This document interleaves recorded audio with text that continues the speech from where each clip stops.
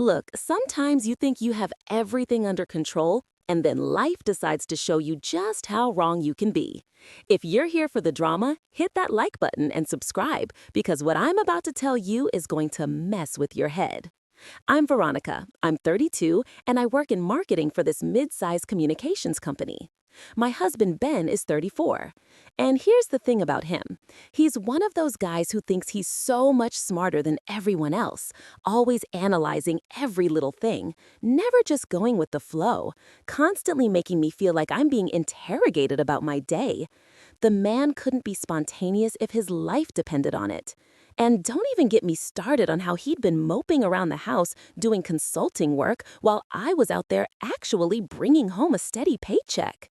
That's when Carter joined our team about 4 months ago, marketing coordinator, same department as me and everything. Ben wasn't. Fun, spontaneous, actually paid attention when I talked instead of just waiting for his turn to lecture me about something. We clicked immediately. Those late nights working on campaigns, grabbing lunch together, using the conference room on the third floor when we needed privacy to brainstorm. Yeah, things developed between us, and I'm not going to pretend they didn't. Look, I wasn't planning anything dramatic. I just needed something that made me feel alive again, something that reminded me I was still an attractive, interesting woman, instead of just Ben's wife who got interrogated every time she came home 5 minutes late. Carter made me laugh. He surprised me with little gifts, sent me sweet texts during the day, actually made an effort. When was the last time Ben had done anything like that? Never, because he was too busy being responsible to actually live. So, Tuesday evening, I'm finishing up some paperwork when I realize I have a problem. The company party is tomorrow night, and both Ben and Carter will be there. Ben had been asking about it for weeks, wanting to meet my colleagues, do that whole supportive husband act, but having him there while Carter was there too, that would be a disaster waiting to happen. I called Ben around 6:30, putting on my most casual voice while my coworkers were chatting in the background, everyone wrapping up their day. "Hey, about tomorrow night's company party," I started, keeping it light. "I've been thinking, and maybe it's better if you don't come." I could practically hear him stop whatever he was doing. Really? Why is that? Here's where I had to be smart about this. Well, you know how Carter works here now, right? My ex from college? It would just be weird having you both at the same event. Plus, I'm trying to make a good impression on senior leadership. It wasn't technically a lie. Carter and I had dated briefly in college before I met Ben, and I did want to make a good impression, just not necessarily on senior leadership. "When did Carter start working at your company?" Ben asked, and something in his tone made me pause. "Oh, a few months ago, maybe 3. I mentioned it before." Had I? Probably not, because why would I bring up an ex to my husband anyway? It's just going to be corporate stuff, speeches, networking. You'd hate it. Then Ben said something that surprised me. "You know what? You're absolutely right. I should stay home. Let you do your networking thing without any distractions." Wait, what? That was way easier than expected. Usually, Ben would push back, ask a million questions, make it into this whole analytical discussion. But he just agreed.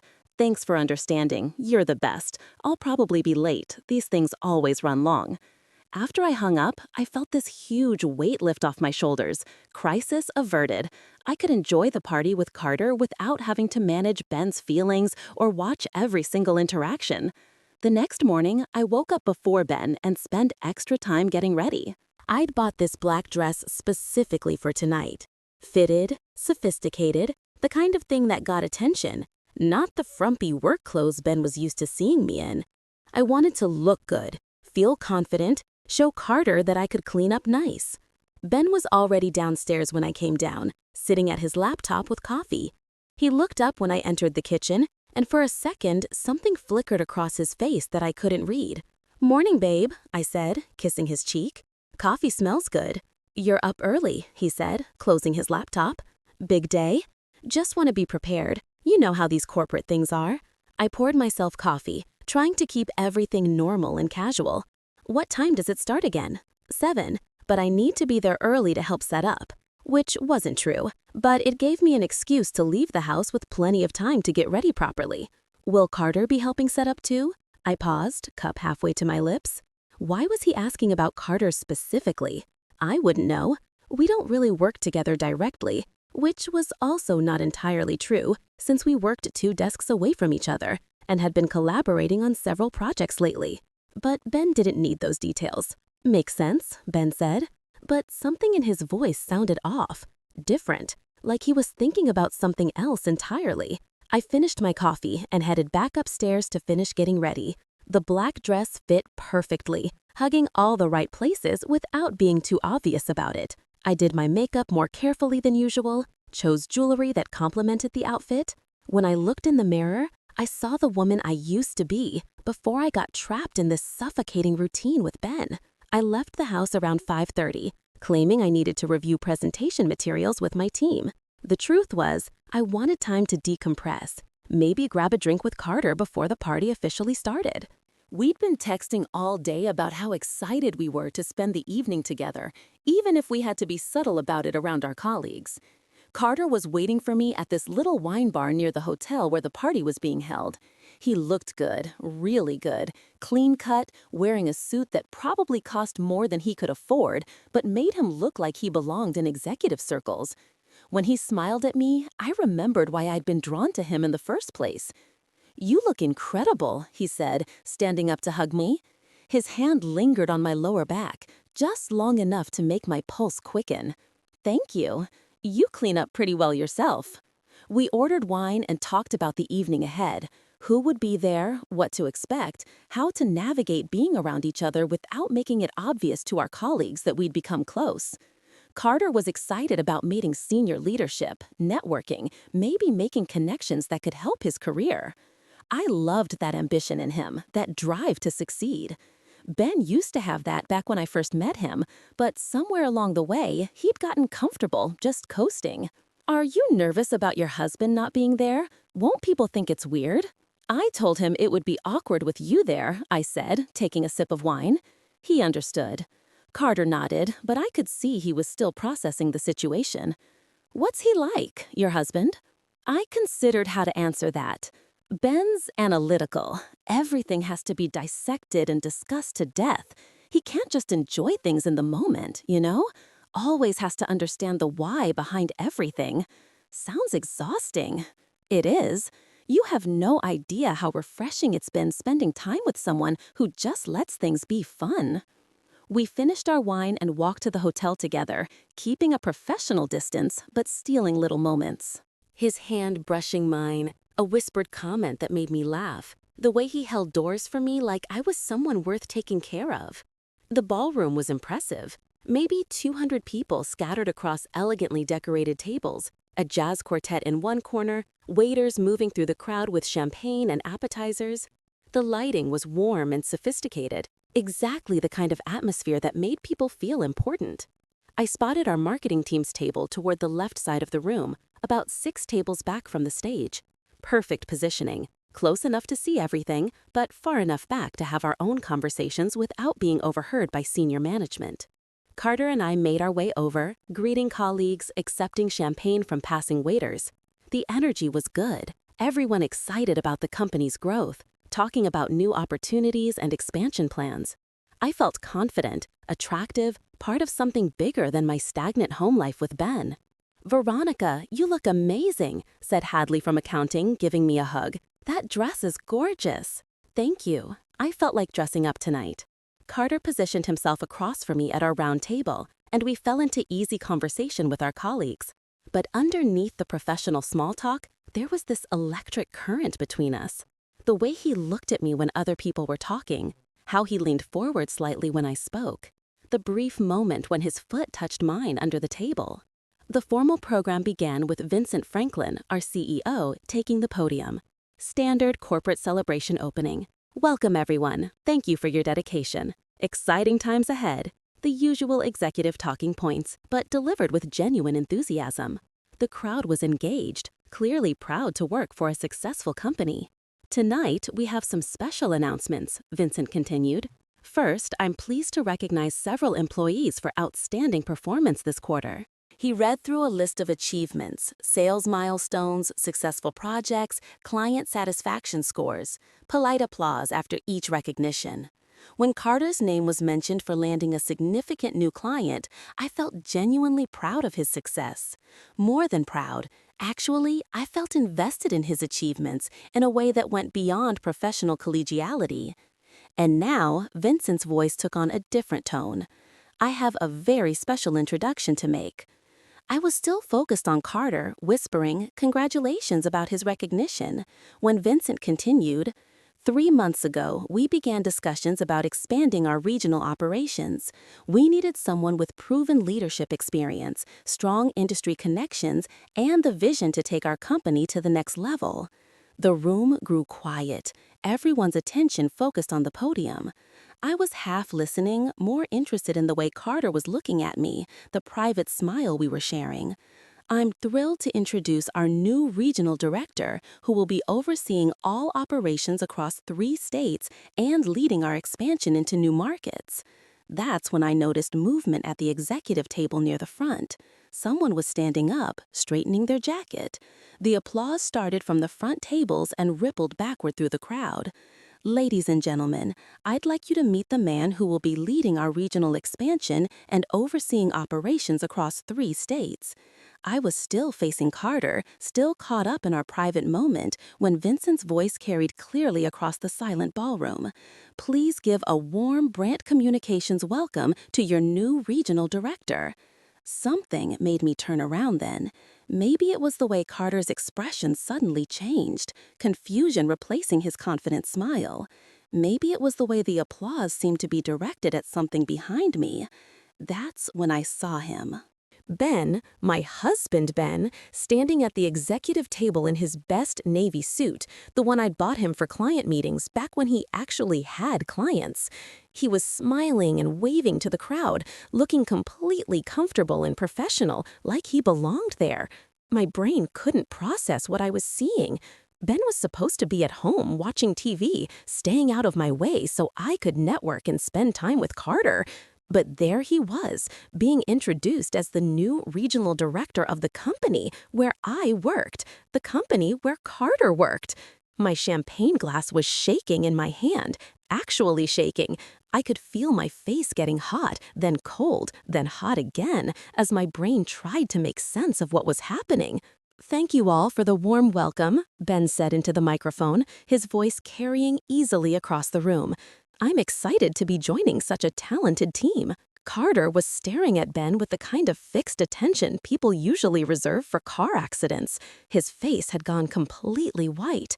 "I know change can be challenging," Ben continued, looking directly at our section of the room, "but I believe in transparency and open communication.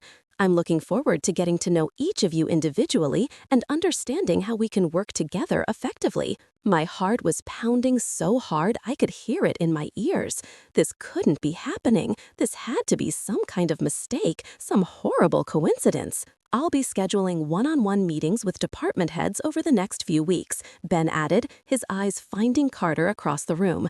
"I want to understand everyone's role, their goals, and how we can support their professional development." Carter looked like he might throw up. Professional development meetings with the new regional director, the husband of the woman he'd been getting cozy with? I believe in accountability, clear expectations, measurable results, and professional conduct that reflects well on our company values. I felt like I couldn't breathe.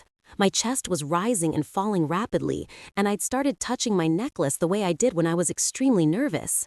Several colleagues were glancing at me with concern, probably wondering if I was having some kind of medical episode. For now, please enjoy the rest of this wonderful celebration. I look forward to working with all of you. The applause was enthusiastic. People were standing, smiling, genuinely excited about the new leadership. But I was frozen in my chair, watching my entire world shift and realign in ways I couldn't control. Ben remained on the platform for several more minutes while people approached to introduce themselves. Professional conversations, congratulations, handshakes, standard corporate networking. Except I could feel his eyes finding me periodically across the room. I was whispering urgently to Carter now, trying to figure out what this meant, how this had happened, what we were going to do. But Carter was just shaking his head, looking terrified and confused. "How long has he known?" Carter whispered. "I don't know. I don't understand any of this. Did you know he was interviewing here?" "No, he never mentioned anything about this company." But even as I said it, I was starting to remember little things. Ben asking about my work lately, wanting to know about company policies, asking about my schedule more frequently. I thought he was being clingy and controlling, but what if he'd been gathering information? When Vincent finally dismissed Ben from the platform, he made his way through the crowd toward our section. People smiled and nodded as he passed, stopping him for brief conversations. Everyone was friendly, welcoming, excited about working with their new regional director. Everyone except Carter and me, who were watching his progress across the room like he was an approaching hurricane. By the time Ben reached our table, I'd managed to compose myself somewhat. The shaking had stopped, though my face was still flushed. Carter had adopted what could only be described as a studied casual posture, like someone trying very hard to look relaxed while failing completely. "Good evening, everyone," Ben said to the table in general. "I'm looking forward to working with the marketing team." Polite murmurs of welcome from around the table. Smiles, handshakes, the usual corporate pleasantries. Everyone seemed genuinely pleased to meet their new regional director. Everyone except 2 people who looked like we were attending our own execution. "And you must be my wife's colleague, Carter," Ben said, extending his hand across the table. "She's mentioned you." Carter's handshake was damp with sweat. "Nice to meet you, sir. Congratulations on the position." "Thank you. I understand you're relatively new to the team as well. How are you finding the transition?" "It's been educational," Carter managed, glancing quickly at me. "I'm sure it has," Ben smiled. "Change can be challenging. New environment, new relationships, learning where the boundaries are." I finally found my voice. "This is such a surprise. You didn't mention you were interviewing here." "Didn't I?" Ben turned to face me fully. "Strange. I thought we discussed my career plans extensively. Maybe I was mistaken about how much communication we actually have." I laughed, but it sounded forced even to my own ears. "Well, this is wonderful news. We should celebrate." "Absolutely. Though I'm curious about something." Ben gestured around the table. "You mentioned Carter was your ex from college, but according to his personnel file, he's only been with the company for 4 months. Interesting timing, wouldn't you say?" Carter went from red to white in about 2 seconds. My hand tightened around my champagne glass. "That's just coincidence," I said quickly. "The job market, you know how it is." "Coincidence?" Ben nodded thoughtfully. "Like how you needed to arrive early tonight for presentation prep, but according to HR, the marketing team finished their quarterly reviews on Monday." The conversation around the table had gradually quieted. Other colleagues were starting to pick up on the tension, though they clearly didn't understand what was happening. "I think there might be some miscommunication," Carter said, trying to inject himself into the conversation. "Sometimes the administrative details get confused." Ben looked at him directly.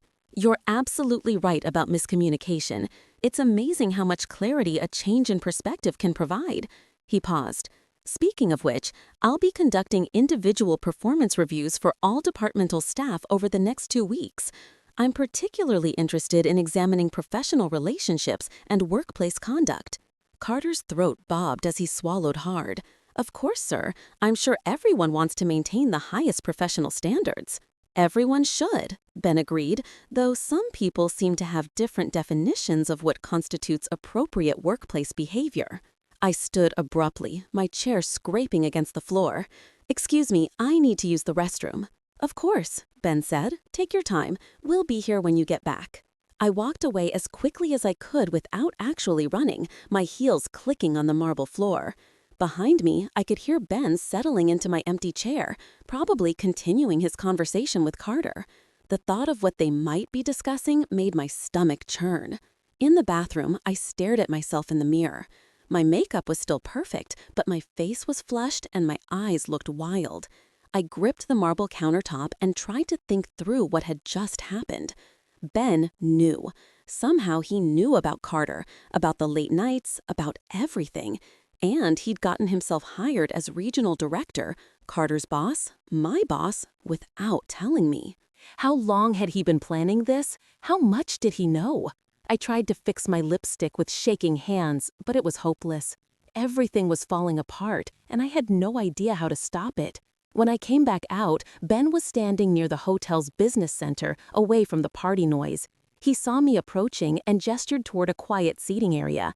"We need to talk," I said. "Yes, we definitely do." We sat down in the leather chairs. Ben remained standing while I collapsed into one, suddenly exhausted. The facade was finally dropping. "How long have you known?" I asked quietly. "Known what specifically? That you've been lying about working late? That Carter isn't just some random ex who coincidentally got hired? That you've been meeting him in conference rooms and taking extended lunch breaks together?" Ben remained standing, looking down at me. "Or are you asking when I figured out that my wife was having an affair?" I winced at the word. "It's not what you think. What I think is that you've been sleeping with your coworker for months, lying about it consistently, and tonight you tried to keep me away from your company party so you could continue pretending I didn't exist. We never meant for it to happen. It just developed over time." Things don't just develop. People make choices. Ben sat down across from me. "You chose to spend time with him. You chose to lie to me about working late. You chose to buy new clothes and change your perfume. You chose to exclude me from company events. Every single day, you made deliberate choices." I know. My voice was barely a whisper. "I know I messed up. You didn't mess up. You systematically deceived me for months while planning your next move." I looked up at him with tears starting to form. "What happens now? Now you face the consequences of your choices. Carter will be submitting his resignation tomorrow. I've made that very clear to him." My mouth fell open. "You can't fire him just because I'm not firing him.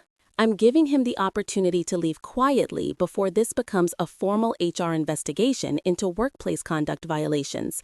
Trust me, he was grateful for the option." "You planned this. You knew I worked here when you took the job." "I accepted the position based on its merits. The fact that it gave me insight into your recent behavior patterns was just a fortunate coincidence. So, what now? You're going to make my life miserable at work?" Ben actually laughed, but there wasn't much humor in it. "You think you still have a job here?" I felt my stomach drop. "You can't. I'm not going to fire you either. But let's think through the practical implications." He leaned forward. "You work in marketing. Your new regional director is your husband who you've been cheating on. Your affair partner just resigned suddenly. How exactly do you think that's going to play out in terms of office dynamics?" The reality was starting to hit me. People will figure it out. People are smart. They'll piece together why Carter left so abruptly right after I started. They'll remember how you two interacted at company events. They'll notice how uncomfortable our professional relationship becomes. I could transfer to another department. You could try, but your reputation here is going to be interesting to manage, especially when word gets around about why your marriage ended. I was quiet for a long moment, the full scope of the disaster finally sinking in.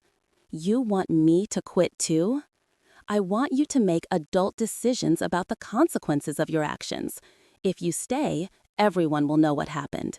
If you leave, you can start fresh somewhere else." "And our marriage?" "What marriage?"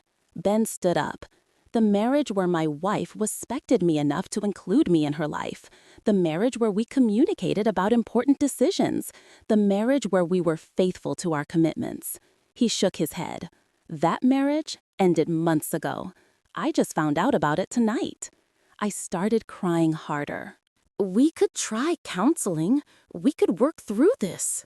"No." The word came out harder than he'd probably intended. "We're done. You made that choice when you decided Carter was worth more than our relationship." "Please stop." Ben held up a hand. "You don't get to beg now. You had months to consider what you were risking. He decided it was worth it." He pulled out his phone and showed me a text message. "I've already contacted my attorney. We're meeting Monday morning to discuss divorce proceedings." I read the message and felt my world completely collapse. You're serious? Completely. You'll receive papers within the week. Where am I supposed to go? How am I supposed to figure it out, the same way you figured out how to carry on a months-long affair without me noticing? Ben checked his watch.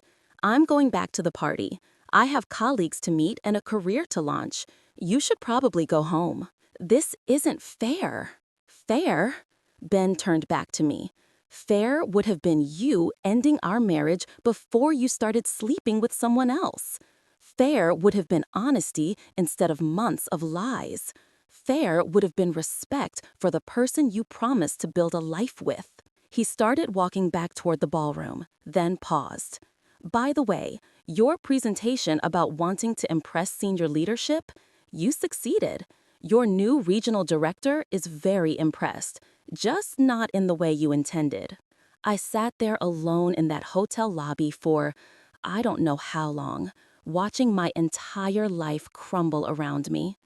Everything I thought I had under control, every lie I'd carefully constructed, every choice I'd made, thinking I was so smart and careful, all of it was falling apart. Ben went back to his party, his new career, his new life, where he held all the cards and I held nothing. Carter was probably already planning his escape, figuring out how to salvage his career after this disaster. And me, I was sitting alone in a hotel lobby in my expensive dress, realizing that I'd gambled everything and lost. 3 weeks later, Carter had moved to another city, taking a job with a different company and cutting all contact with me. My resignation had been processed, and I was scrambling to find new employment while dealing with divorce proceedings. Ben kept the house, kept his new prestigious position, kept his dignity intact, while mine lay in ruins. The worst part wasn't even the divorce or losing my job. It was realizing that everyone could see what I'd done. My former colleagues, my friends, even my own family. They all knew I'd thrown away my marriage for an affair that lasted all of 4 months. The whispers, the judgmental looks, the way conversations stopped when I walked into rooms. Ben moved on like I'd never existed. His new position was challenging and successful, the regional expansion ahead of schedule. He was building exactly the kind of career he'd always wanted, surrounded by people who respected his leadership and integrity. Meanwhile, I was starting over at 32, trying to rebuild a life from the wreckage of my own choices. Dating was a nightmare. Explaining why my marriage ended, dealing with the reputation that followed me, competing with younger women who didn't come with my baggage. Sometimes I'd drive by our old house, his house now, and see him in the yard or working late in his home office. He looked content, successful, like someone who dodged a bullet and knew it. He'd lost weight, updated his wardrobe, seemed more confident than I'd ever seen him. Look, I can admit I made mistakes.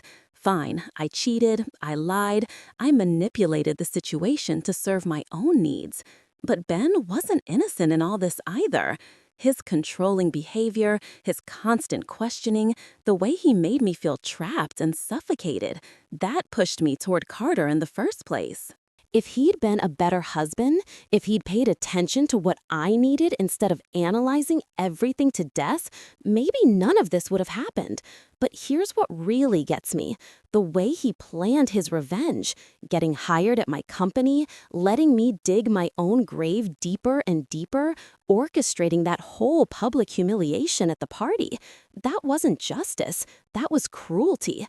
That was a man who'd been planning to destroy me from the moment he suspected something was wrong. 2 years later, I'm still dealing with the fallout, still explaining to new employers why I left my last position so abruptly, still trying to build relationships with men who eventually find out about my past and decide I'm too much of a risk. Still living in a cramped apartment instead of the house I helped pay for. Still driving the same car while Ben upgraded to something newer and better. He got his perfect revenge, and I'm the one who has to live with the consequences every single day. Everyone thinks he's the hero of this story, the wronged husband who outsmarted his cheating wife, but they don't know what it was like being married to someone who made you feel like you were suffocating, who analyzed every conversation until all the life was squeezed out of it. I'm not saying I was right. I'm just saying the story is more complicated than everyone wants to believe. And Ben, he's not the saint everyone thinks he is. He's a cold, calculating man who destroyed my life because his ego couldn't handle being left. That's the real truth nobody wants to hear. If this confession kept you hooked, make sure to subscribe, like, and share. We share powerful true stories every day that explore the complex realities of life.